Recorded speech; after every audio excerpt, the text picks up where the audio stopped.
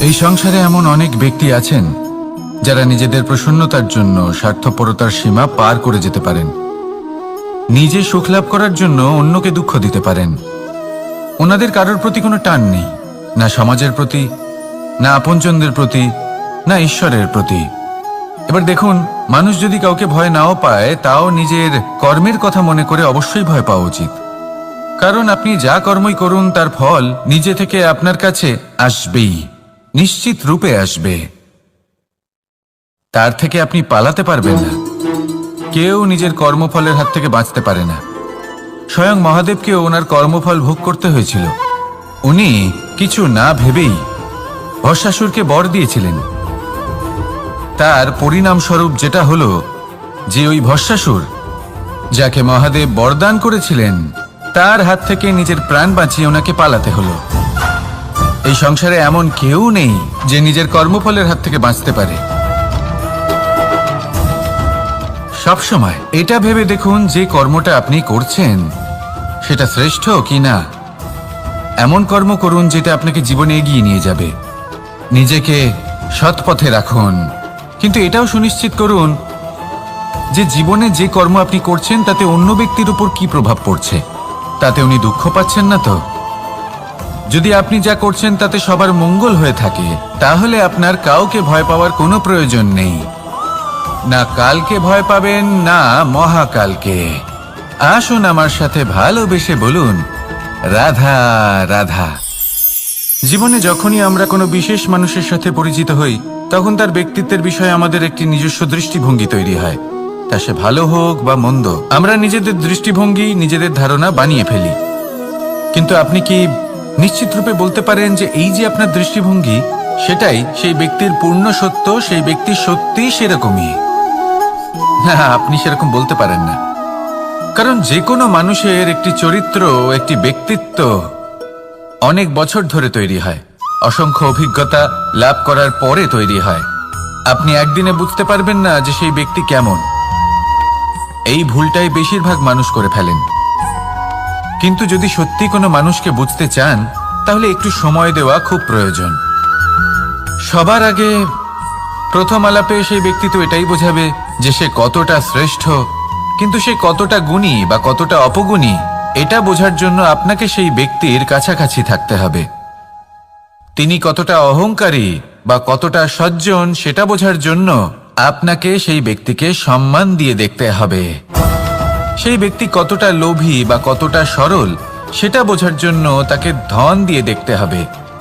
সেই ব্যক্তির কতগুলো খারাপ গুণ আছে, সেটা বোঝার জন্য সেই ব্যক্তিকে স্বাধীনতা দিয়ে দেখতে হবে। তবেই তাকে আপনি বুঝতে পারবেন। যে কোনো মানুষকে বোঝা, তার ব্যক্তিত্ব বুঝে ওঠা এতটা সহজ কাজ নয়। যতক্ষণ কোনো ব্যক্তির ব্যক্তিত্ব সম্পর্কে স্পষ্ট ধারণা না হয়, ততক্ষণ সেই ব্যক্তির সাথে সম্পর্কে অগ্রসর হওয়া উচিত হবে না।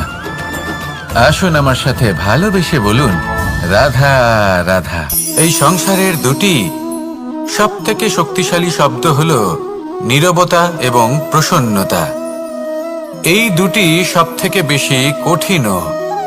এবার আপনি বলবেন, এতে কঠিনের কি আছে? না, ক্ষেত্র বিশেষে নিজে নীরব থাকা হলো অত্যন্ত কঠিন। আর তার থেকেও বেশি কঠিন হলো বিকট পরিস্থিতিতে নিজেকে প্রসন্ন রাখা। কিন্তু যদি আপনি এটা শিখে যান, তাহলে এই নীরবতাই আপনাকে জীবনে অনেক বড় বড় সমস্যার হাত থেকে বাঁচাবে। এই প্রসন্নতা আপনাকে বিকটতর পরিস্থিতি থেকে বেরিয়ে আসতে শক্তি যোগাবে।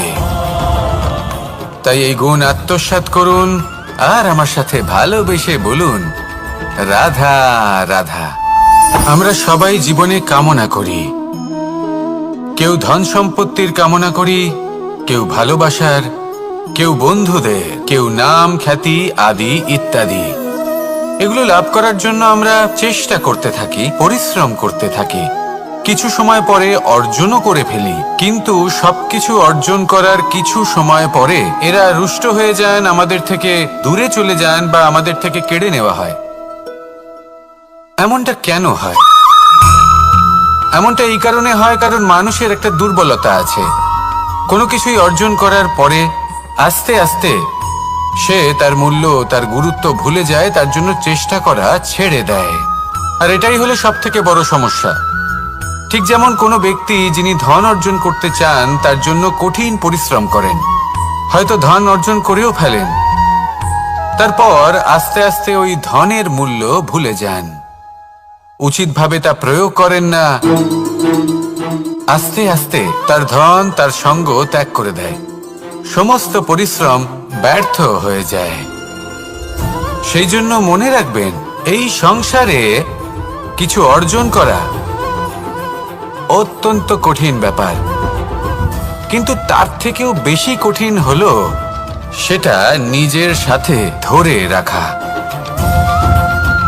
তাই জীবনে যখনই আপনি কিছু অর্জন করবেন তার গুরুত্বটা বুঝুন, আর তারপরে সময় সময় তার মূল্য নিজেকে স্মরণ করাতে থাকুন। কৃতজ্ঞ থাকুন যে আপনার পরিশ্রম আপনাকে এই ফল দান করেছে, আর চিরকাল পরিশ্রম করুন, তবেই আপনি যেটা লাভ করেছেন সেটা আপনার কাছে থেকে যাবে। আসুন আর আমার সাথে ভালোবেসে বলুন, রাধা রাধা। এই সংসারে আপনার সব থেকে বড় বন্ধু কে? কেউ বলবেন ছোটবেলার বন্ধুরা, কেউ বলবেন মাতা পিতা, কেউ বলবেন ঈশ্বর। এবারে বলুন যে এই সংসারে আপনার সব থেকে বড় শত্রু কে?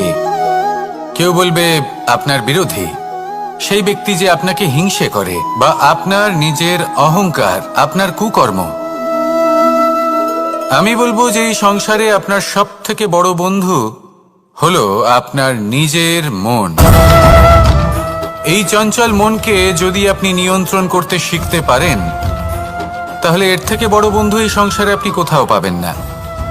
সেখানেই যদি এই মন আপনাকে বশ করে ফেলে, তাহলে সংসারে এর থেকে বড় শত্রুও আপনি কোথাও পাবেন না। সেই জন্য এই সংসারকে নিয়ন্ত্রণ করার চেষ্টা ত্যাগ করুন। প্রথমে এই মনকে নিয়ন্ত্রণ করতে শিখে যান, তাহলে এই জীবন নিজে থেকেই সাফল্যের পথে অগ্রসর হবে। আর তখন এই মন প্রসন্ন হয়ে বলবে, রাধা রাধা। সংসারে যদি আপনি শুভ কিছু অর্জন করতে চান, তাহলে দুটি পথ আছে। প্রথম হলো ধর্ম, আর দ্বিতীয় হলো কর্ম। কিছু ব্যক্তি এমন কথাও বলেন যে আমরা তো ধর্মের পথেই অগ্রসর ছিলাম, আমরা তো লক্ষ্যপ্রাপ্ত করতে পারলাম না, বরং আমাদের নিন্দা হলো। এবার এরকমটা ঠিক কেন হয়? এরকম এই কারণে হয়, কারণ দেখতে গেলে ধর্ম সবসময় আমাদের এমন পথ দেখায় যেটা আমাদের একটা শুভ লক্ষ্য প্রাপ্তিতে সাহায্য করে, কিন্তু সেই লক্ষ্যে আমাদের পৌঁছতে হবে নিজেদের কর্ম দ্বারা। যদি আপনি ধর্মের পথে অগ্রসর হয়ে থাকেন, তাহলে আপনাকে কর্মও করতে হবে। যদি ধর্মের পথে চলেন কিন্তু কর্ম না করেন, তাহলে লক্ষ্যপ্রাপ্তি হবে না। ঠিক সেইভাবেই যদি আপনি কর্ম করতে থাকেন কিন্তু ধর্মের পথে না চলেন, তাও লক্ষ্যপ্রাপ্তি হবে না। মনে রাখবেন যে ধর্ম এবং কর্ম হলো একটি মুদ্রার দুই পিঠের সমান। এদের নিজের জীবনে আত্মসাৎ করুন এবং অগ্রসর হন। এই সংসারের প্রত্যেক লক্ষ্য আপনার হবে। আসুন আমার সাথে ভালোবেসে বলুন, রাধা রাধা। প্রত্যেক মানুষ জীবনযাপন করেন, কিন্তু প্রত্যেক মানুষ বেঁচে থাকার রসদ জোগাড় করতে পারেন না। তাহলে কি করা যায়? জীবনের রসদ কিভাবে জোগাড় করা যায়? কিভাবে আমাদের চেষ্টা করে যাওয়া উচিত? আমাদের কি করা উচিত? কিছু কাজ আছে যেগুলো আপনাদের করতে হবে। সর্বপ্রথম, জীবনে যখনই কোনো সমস্যা আসবে, তখন নিরপেক্ষভাবে তার সম্মুখীন হন। তা সে যে সমস্যাই হোক, সেটা সমাধান করার জন্য আপনাকে শুভ পথ নির্বাচন করতেই হবে। তারপরে যদি আপনার হাতে কখনো ক্ষমতা আসে, সেই মুহূর্তে আরো বেশি বিনম্র থাকতে হবে। আপনি ধন অর্জন করলে তখন অহংকার জাগ্রত হতে দিলে চলবে না। আপনি যদি শক্তিশালী হয়ে ওঠেন, তাও অহংকার জাগ্রত হলে চলবে না। জীবনে যখনই ক্রোধ হবে, তখন নিজেকে নিয়ন্ত্রণ করুন, আর ভেবে দেখুন যে যদি এই মুহূর্তে আপনি ক্রোধ দেখান, তাহলে তার পরিণাম কি হবে? এর ফলে কি কিছু শুভ ঘটনা ঘটবে নাকি অশুভ কিছু ঘটবে? শুধু এই কটা কাজ নিজেদের জীবনে আত্মসাৎ করুন, জীবন যাপন অত্যন্ত সহজ হয়ে যাবে। আসুন আমার সাথে ভালোবেসে বলুন, রাধা। আপনি কখনো কোনো পাথরের বুক চিরে বয়ে চলা কোনো নদী দেখেছেন? পাথর নদীর সামনে নত হয়ে যায়, তাকে বাধা দিতে চেষ্টা করে কিন্তু কখনো বাধা দিতে পারে না। এই নদী হলো ততটাই শক্তিশালী, কিন্তু এর আরম্ভ কোথা থেকে হয়? দূরে কোথাও কোনো পর্বতের চূড়াতে এক বিন্দু জল ঝরে পড়ে আর তার সাথে হিম গলিয়ে দেয়। তারপর জলের শক্তি বৃদ্ধি পায়, তারপর অনেক বিপদের সম্মুখীন হয় আর অনেক ধরনের বাধা সে অতিক্রম করে। তার শক্তির এতটাই বৃদ্ধি হয় যে তাকে বাধা দেওয়া একেবারেই অসম্ভব ব্যাপার হয়ে যায়।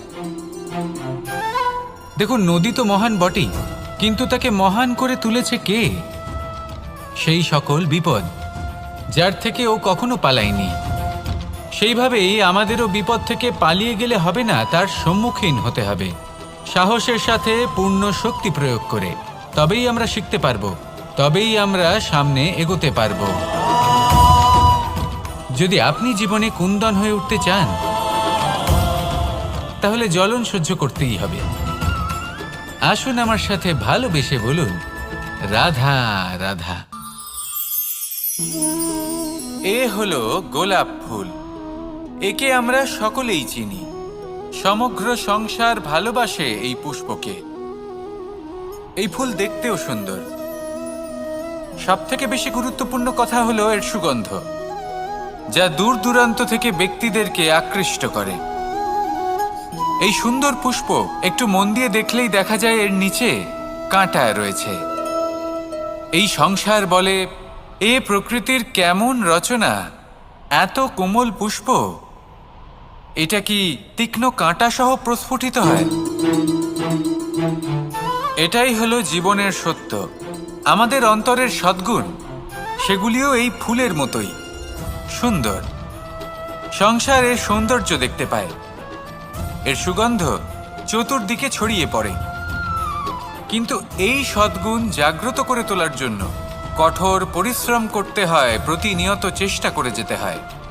তাই জন্য যদি আপনি জানেন আপনার পথ উচিত কিন্তু তা কাঁটায় পরিপূর্ণ, তাহলে থামবেন না, চলতে থাকুন। একবার যদি অন্তরের সদ্গুণ জাগ্রত হয়, তাহলে এই সংসার এই সৌন্দর্য দেখবে আর সুগন্ধে আকর্ষিত হয়ে আপনার কাছে আসবে।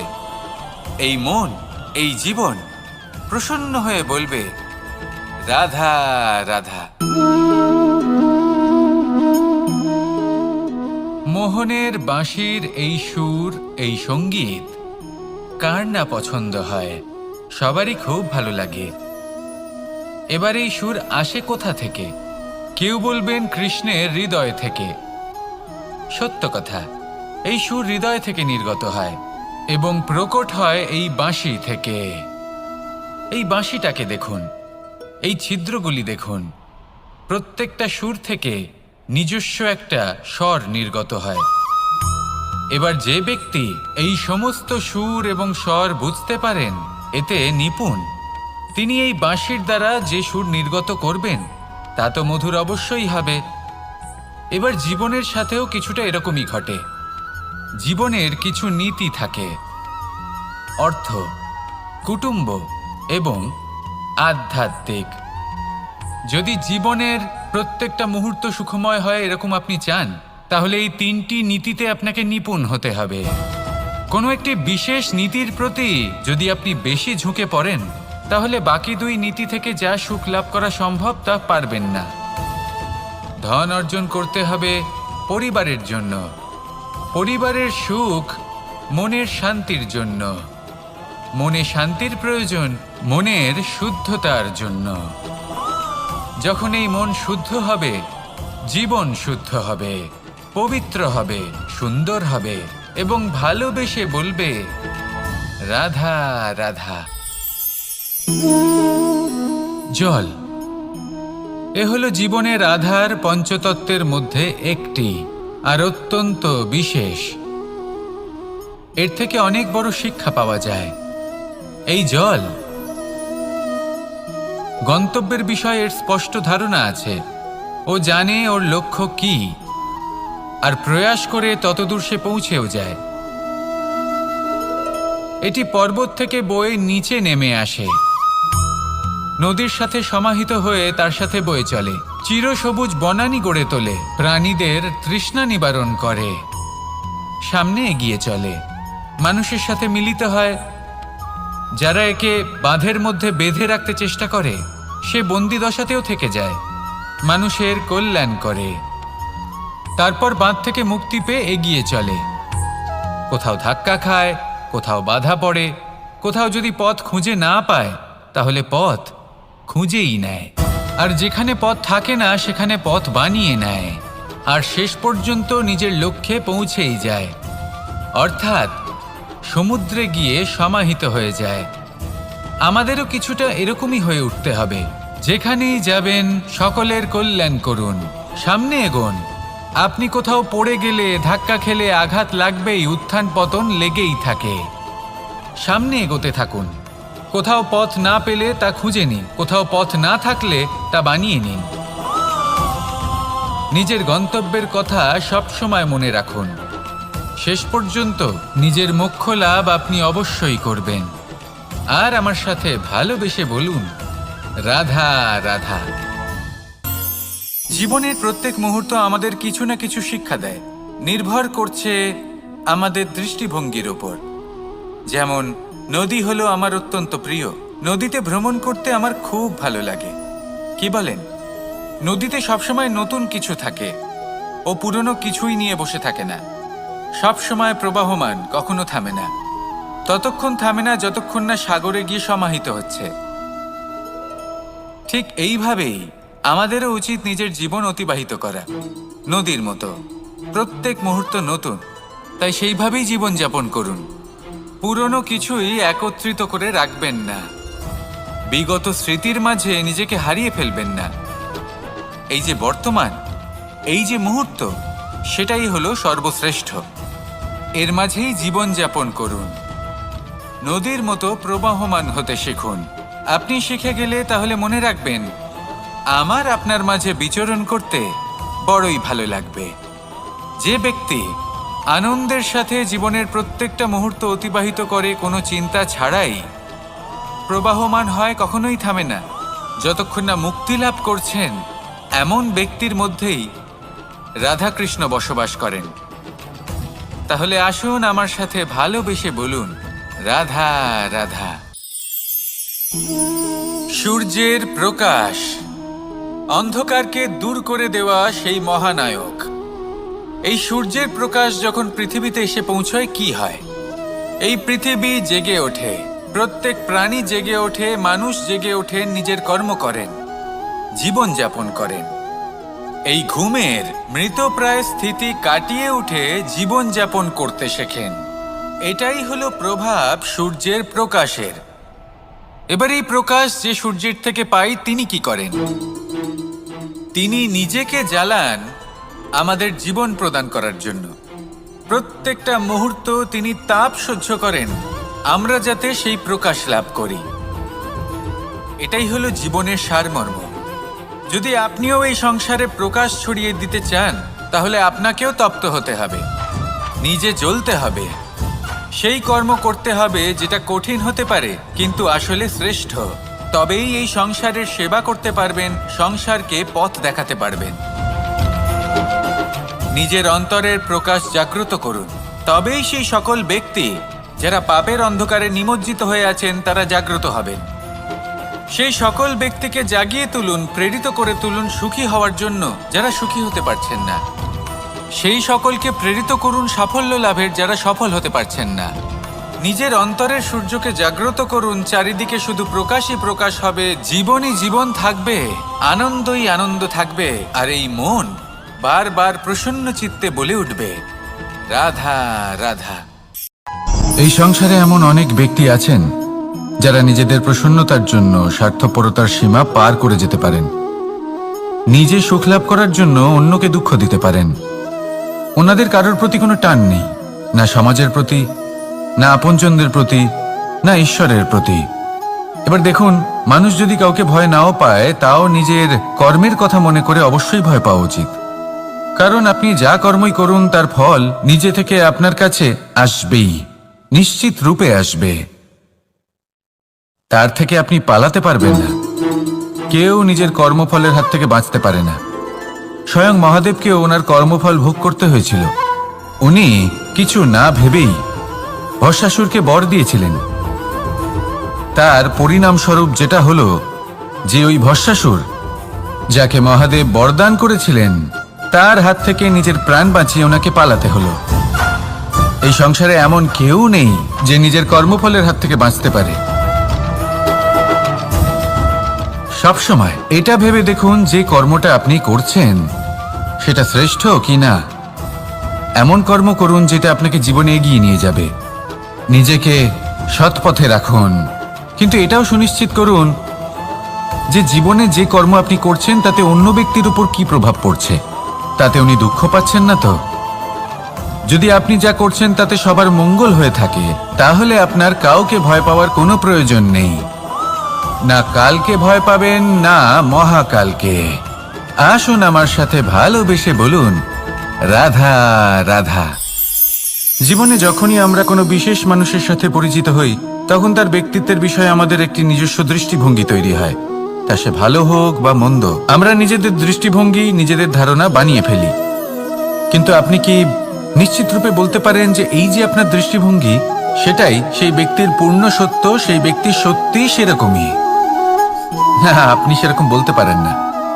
কারণ যে কোনো মানুষের একটি চরিত্র, একটি ব্যক্তিত্ব অনেক বছর ধরে তৈরি হয়, অসংখ্য অভিজ্ঞতা লাভ করার পরে তৈরি হয়। আপনি একদিনে বুঝতে পারবেন না যে সেই ব্যক্তি কেমন। এই ভুলটাই বেশিরভাগ মানুষ করে ফেলেন। কিন্তু যদি সত্যি কোনো মানুষকে বুঝতে চান, তাহলে একটু সময় দেওয়া খুব প্রয়োজন। সবার আগে প্রথম আলাপে সেই ব্যক্তি তো এটাই বোঝাবে যে সে কতটা শ্রেষ্ঠ, কিন্তু সে কতটা গুণী বা কতটা অপগুণী, এটা বোঝার জন্য আপনাকে সেই ব্যক্তির কাছাকাছি থাকতে হবে।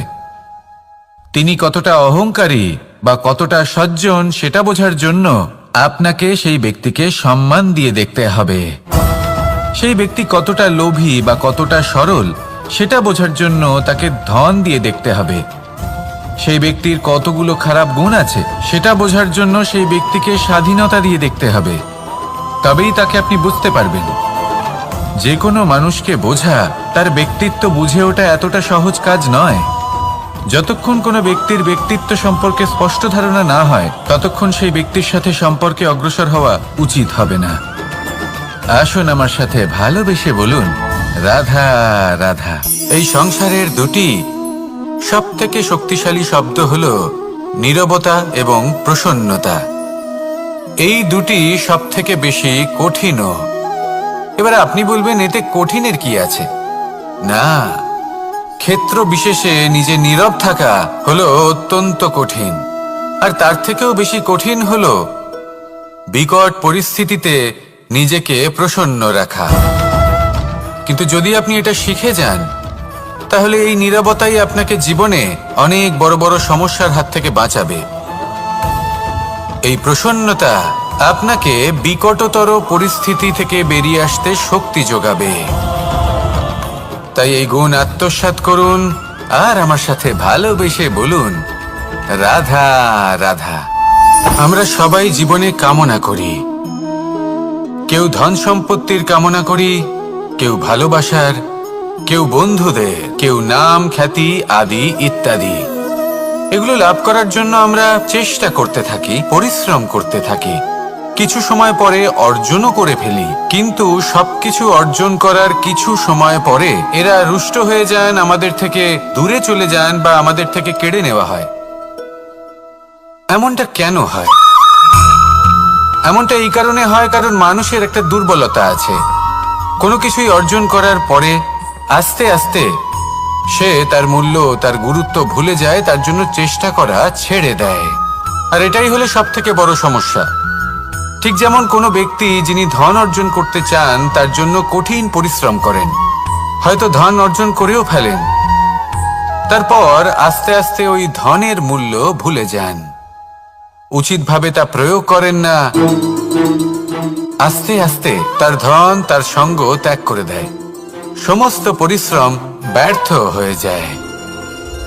সেই জন্য মনে রাখবেন, এই সংসারে কিছু অর্জন করা অত্যন্ত কঠিন ব্যাপার, কিন্তু তার থেকেও বেশি কঠিন হলো সেটা নিজের সাথে ধরে রাখা। তাই জীবনে যখনই আপনি কিছু অর্জন করবেন তার গুরুত্বটা বুঝুন, আর তারপরে সময় সময় তার মূল্য নিজেকে স্মরণ করাতে থাকুন। কৃতজ্ঞ থাকুন যে আপনার পরিশ্রম আপনাকে এই ফল দান করেছে, আর চিরকাল পরিশ্রম করুন। তবেই আপনি যেটা লাভ করেছেন সেটা আপনার কাছে থেকে যাবে। আসুন আর আমার সাথে ভালোবেসে বলুন, রাধা রাধা। এই সংসারে আপনার সবথেকে বড় বন্ধু কে? কেউ বলবেন ছোটবেলার বন্ধুরা, কেউ বলবেন মাতা পিতা, কেউ বলবেন ঈশ্বর।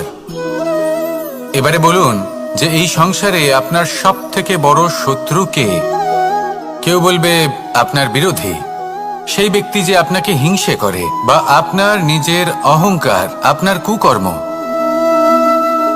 আমি বলবো যে এই সংসারে আপনার সবথেকে বড় বন্ধু হলো আপনার নিজের মন। এই চঞ্চল মনকে যদি আপনি নিয়ন্ত্রণ করতে শিখতে পারেন, তাহলে এর থেকে বড় বন্ধু এই সংসারে আপনি কোথাও পাবেন না। সেখানেই যদি এই মন আপনাকে বশ করে ফেলে, তাহলে সংসারে এর থেকে বড় শত্রুও আপনি কোথাও পাবেন না। সেই জন্য এই সংসারকে নিয়ন্ত্রণ করার চেষ্টা ত্যাগ করুন। প্রথমে এই মনকে নিয়ন্ত্রণ করতে শিখে যান, তাহলে এই জীবন নিজে থেকেই সাফল্যের পথে অগ্রসর হবে। আর তখন এই মন প্রসন্ন হয়ে বলবে, রাধা রাধা। সংসারে যদি আপনি শুভ কিছু অর্জন করতে চান, তাহলে দুটি পথ আছে। প্রথম হলো ধর্ম, আর দ্বিতীয় হলো কর্ম। কিছু ব্যক্তি এমন কথাও বলেন যে আমরা তো ধর্মের পথেই অগ্রসর ছিলাম, আমরা তো লক্ষ্যপ্রাপ্ত করতে পারলাম না, বরং আমাদের নিন্দা হলো। এবার এরকমটা ঠিক কেন হয়? এরকম এই কারণে হয়, কারণ দেখতে গেলে ধর্ম সবসময় আমাদের এমন পথ দেখায় যেটা আমাদের একটা শুভ লক্ষ্য প্রাপ্তিতে সাহায্য করে, কিন্তু সেই লক্ষ্যে আমাদের পৌঁছতে হবে নিজেদের কর্ম দ্বারা। যদি আপনি ধর্মের পথে অগ্রসর হয়ে থাকেন, তাহলে আপনাকে কর্মও করতে হবে। যদি ধর্মের পথে চলেন কিন্তু কর্ম না করেন, তাহলে লক্ষ্যপ্রাপ্তি হবে না। ঠিক সেইভাবেই যদি আপনি কর্ম করতে থাকেন কিন্তু ধর্মের পথে না চলেন, তাও লক্ষ্যপ্রাপ্তি হবে না। মনে রাখবেন যে ধর্ম এবং কর্ম হলো একটি মুদ্রার দুই পিঠের সমান। এদের নিজের জীবনে আত্মসাৎ করুন এবং অগ্রসর হন। এই সংসারের প্রত্যেক লক্ষ্য আপনার হবে। আসুন আমার সাথে ভালোবেসে বলুন, রাধা রাধা। প্রত্যেক মানুষ জীবনযাপন করেন, কিন্তু প্রত্যেক মানুষ বেঁচে থাকার রসদ জোগাড় করতে পারেন না। তাহলে কি করা যায়? জীবনের রসদ কিভাবে জোগাড় করা যায়? কিভাবে আমাদের চেষ্টা করে যাওয়া উচিত? আমাদের কি করা উচিত? কিছু কাজ আছে যেগুলো আপনাদের করতে হবে। সর্বপ্রথম, জীবনে যখনই কোনো সমস্যা আসবে, তখন নিরপেক্ষভাবে তার সম্মুখীন হন। তা সে যে সমস্যাই হোক, সেটা সমাধান করার জন্য আপনাকে শুভ পথ নির্বাচন করতেই হবে। তারপরে যদি আপনার হাতে কখনো ক্ষমতা আসে, সেই মুহূর্তে আরো বেশি বিনম্র থাকতে হবে। আপনি ধন অর্জন করলে তখন অহংকার জাগ্রত হতে দিলে চলবে না। আপনি যদি শক্তিশালী হয়ে ওঠেন, তাও অহংকার জাগ্রত হলে চলবে না। জীবনে যখনই ক্রোধ হবে, তখন নিজেকে নিয়ন্ত্রণ করুন, আর ভেবে দেখুন যে যদি এই মুহূর্তে আপনি ক্রোধ দেখান, তাহলে তার পরিণাম কি হবে। এর ফলে কি কিছু শুভ ঘটনা ঘটবে নাকি অশুভ কিছু ঘটবে? শুধু এই কটা কাজ নিজেদের জীবনে আত্মসাৎ করুন, জীবন যাপন অত্যন্ত সহজ হয়ে যাবে। আসুন আমার সাথে ভালোবেসে বলুন, রাধা। আপনি কখনো কোনো পাথরের বুক চিরে বয়ে চলা কোনো নদী দেখেছেন? পাথর নদীর সামনে নত হয়ে যায়, তাকে বাধা দিতে চেষ্টা করে কিন্তু কখনো বাধা দিতে পারে না। এই নদী হলো ততটাই শক্তিশালী, কিন্তু এর আরম্ভ কোথা থেকে হয়? দূরে কোথাও কোনো পর্বতের চূড়াতে এক বিন্দু জল ঝরে পড়ে আর তার সাথে হিম গলিয়ে দেয়। তারপর জলের শক্তি বৃদ্ধি পায়, তারপর অনেক বিপদের সম্মুখীন হয় আর অনেক ধরনের বাধা সে অতিক্রম করে। তার শক্তির এতটাই বৃদ্ধি হয় যে তাকে বাধা দেওয়া একেবারেই অসম্ভব ব্যাপার হয়ে যায়। দেখুন, নদী তো মহান বটেই, কিন্তু তাকে মহান করে তুলেছে কে? সেই সকল বিপদ যার থেকে ও কখনো পালায়নি। সেইভাবেই আমাদেরও বিপদ থেকে পালিয়ে গেলে হবে না, তার সম্মুখীন হতে হবে সাহসের সাথে, পূর্ণ শক্তি প্রয়োগ করে। তবেই আমরা শিখতে পারবো, তবেই আমরা সামনে এগোতে পারবো। যদি আপনি জীবনে কুন্দন হয়ে উঠতে চান, তাহলে জ্বলন সহ্য করতেই হবে। আসুন আমার সাথে ভালোবেসে বলুন, রাধা রাধা। এ হলো গোলাপ ফুল। একে আমরা সকলেই চিনি। সমগ্র সংসার ভালোবাসে এই পুষ্পকে। এই ফুল দেখতেও সুন্দর। সবথেকে বেশি গুরুত্বপূর্ণ কথা হলো এর সুগন্ধ, যা দূর দূরান্ত থেকে ব্যক্তিদেরকে আকৃষ্ট করে। এই সুন্দর পুষ্প একটু মন দিয়ে দেখলেই দেখা যায় এর নিচে কাঁটা রয়েছে। এই সংসার বলে, এ প্রকৃতির কেমন রচনা, এত কোমল পুষ্প, এটা কি তীক্ষ্ণ কাঁটা সহ প্রস্ফুটিত হয়? এটাই হলো জীবনের সত্য। আমাদের অন্তরের সদ্গুণ, সেগুলিও এই ফুলের মতোই সুন্দর। সংসার এর সৌন্দর্য দেখতে পায়, এর সুগন্ধ চতুর্দিকে ছড়িয়ে পড়ে। কিন্তু এই সদ্গুণ জাগ্রত করে তোলার জন্য কঠোর পরিশ্রম করতে হয়, প্রতিনিয়ত চেষ্টা করে যেতে হয়। তাই জন্য যদি আপনি জানেন আপনার পথ উচিত কিন্তু তা কাঁটায় পরিপূর্ণ, তাহলে থামবেন না, চলতে থাকুন। একবার যদি অন্তরের সদ্গুণ জাগ্রত হয়, তাহলে এই সংসার এর সৌন্দর্য দেখবে আর সুগন্ধে আকর্ষিত হয়ে আপনার কাছে আসবে। এই মন, এই জীবন প্রসন্ন হয়ে বলবে, রাধা রাধা। মোহনের বাঁশির এই সুর, এই সঙ্গীত কার না পছন্দ হয়? সবারই খুব ভালো লাগে। এবার এই সুর আসে কোথা থেকে? কেউ বলবেন কৃষ্ণের হৃদয় থেকে। সত্য কথা, এই সুর হৃদয় থেকে নির্গত হয় এবং প্রকট হয় এই বাঁশি থেকে। এই বাঁশিটাকে দেখুন, এই ছিদ্রগুলি দেখুন, প্রত্যেকটা সুর থেকে নিজস্ব একটা স্বর নির্গত হয়। এবার যে ব্যক্তি এই সমস্ত সুর এবং স্বর বুঝতে পারেন, এতে নিপুণ, তিনি এই বাঁশির দ্বারা যে সুর নির্গত করবেন তা তো মধুর অবশ্যই হবে। এবার জীবনের সাথেও কিছুটা এরকমই ঘটে। জীবনের কিছু নীতি থাকে, অর্থ, কুটুম্ব এবং আধ্যাত্মিক। যদি জীবনের প্রত্যেকটা মুহূর্ত সুখময় হয় এরকম আপনি চান, তাহলে এই তিনটি নীতিতে আপনাকে নিপুণ হতে হবে। কোনো একটি বিশেষ নীতির প্রতি যদি আপনি বেশি ঝুঁকে পড়েন, তাহলে বাকি দুই নীতি থেকে যা সুখ লাভ করা সম্ভব তা পারবেন না। ধন অর্জন করতে হবে পরিবারের জন্য, পরিবারের সুখ মনের শান্তির জন্য, মনে শান্তির প্রয়োজন মনের শুদ্ধতার জন্য।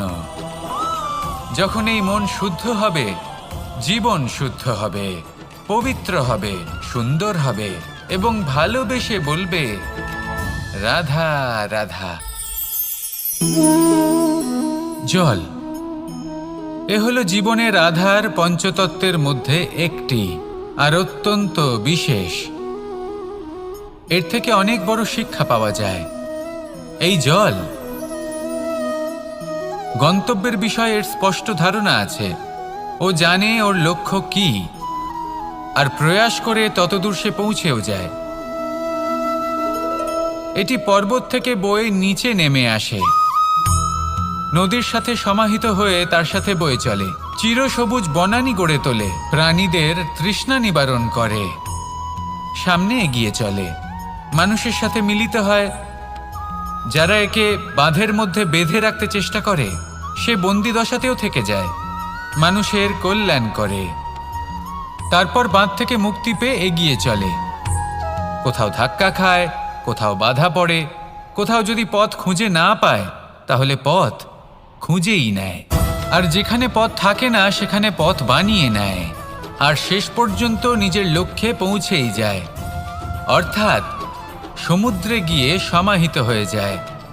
আমাদেরও কিছুটা এরকমই হয়ে উঠতে হবে। যেখানেই যাবেন সকলের কল্যাণ করুন, সামনে এগোন।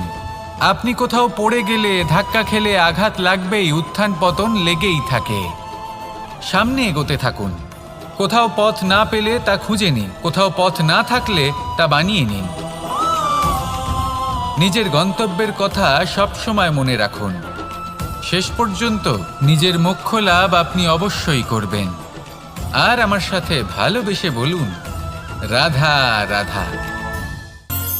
জীবনের প্রত্যেক মুহূর্ত আমাদের কিছু না কিছু শিক্ষা দেয়, নির্ভর করছে আমাদের দৃষ্টিভঙ্গির ওপর।